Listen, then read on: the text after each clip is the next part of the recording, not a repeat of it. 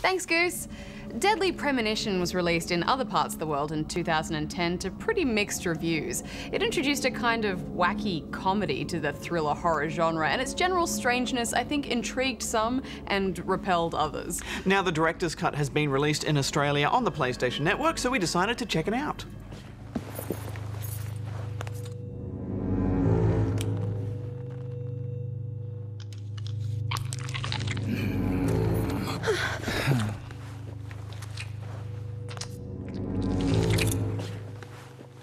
Jackpot, Zach. A shame, but our old-time all-American sightseeing tour just came to an end. This case is now under the jurisdiction of the FBI. To paint a brief picture, the game's lead protagonist is a detective who goes by the name of York. He solves disturbing murder cases aided by his own observations, hunches, and feelings expressed to his imaginary friend Zach, as well as visions he sees in his coffee. Did you see that, Zach? Clear as a crisp spring morning. F.K. in the coffee. I knew I could count on it.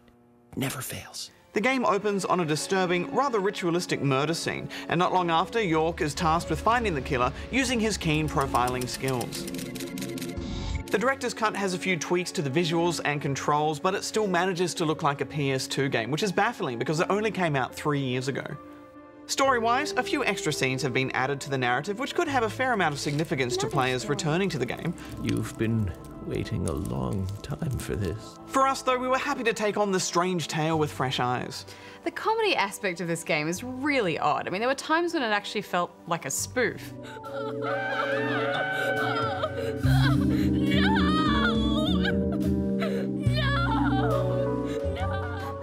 I'm just not sure of what exactly. Yes, this game takes so many cues from the TV series Twin Peaks. If David Lynch made a video game, this would pretty much be it.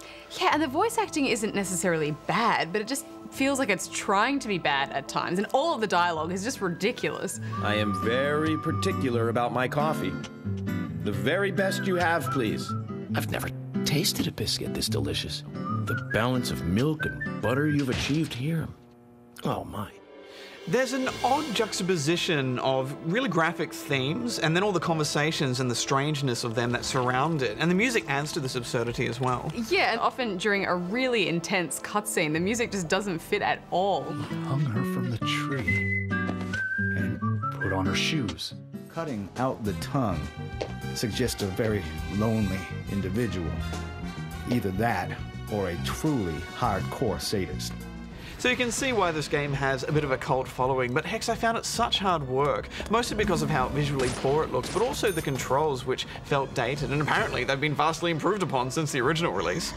The aiming is awkward, the driving is awkward, the map is frustrating, and there's so much driving in between locations, and it just gets tedious.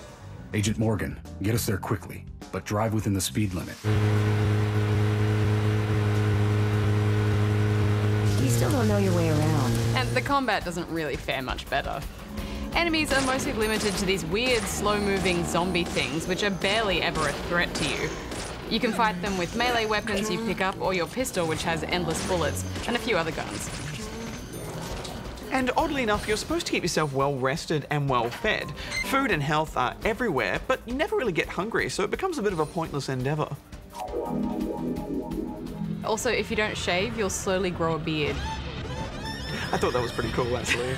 Most of your detective work has an LA noir or heavy rain vibe to it, if they were made about 10 years ago. You'll be searching for clues and occasionally solving puzzles, but the pacing is all just so slow I couldn't help but find it infuriating. Every time York takes a drag of his cigarette, it feels like an eternity. So, what happened here? And I know all this slow pacing is on purpose, but I just think all those cutscenes still go on way too long. Yeah, I know, but it creates that sense of awkwardness, and then the game's humor is built around that.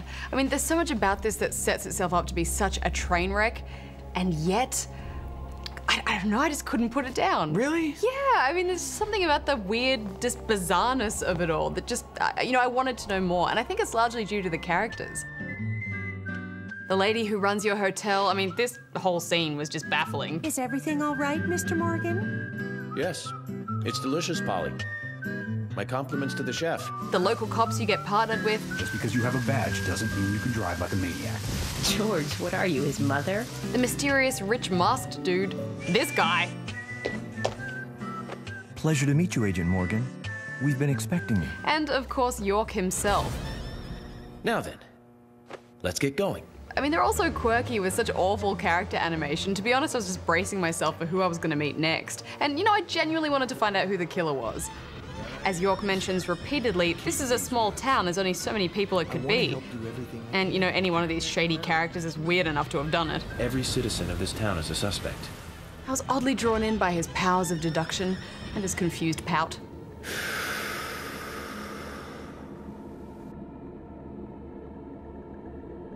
Too much noise. We're still missing a vital piece of the puzzle. I wanted to like this game so much, Hex. People have been talking about it for years. I love Twin Peaks. It seems right up my alley. But I tried, but I just couldn't. And I think it's because for me to enjoy something like this, I need to have it at least look pretty or the gameplay to be satisfying so I can get lost in all the characters in the story. One of those things just need to be right. Just give me one of them, and I just couldn't get through it. Yeah, you know, I guess I kind of think of it like a B-grade movie. You know, it's so bad, and yet you invite all of your friends over to watch it with you anyway because it's kind of terrible in a hilarious way. The old lumber mill. Then it's time to really get this show on the road. Could you guide me to this perfect setting for extravagant murder? All jokes aside, though, I really did start to care for these characters towards the end. What did you decide on, Bajo? I tried hard, Hex, but it's just not for me, so I'm giving it 6 out of 10. I was a mess of giggles and confusion, and at times revulsion.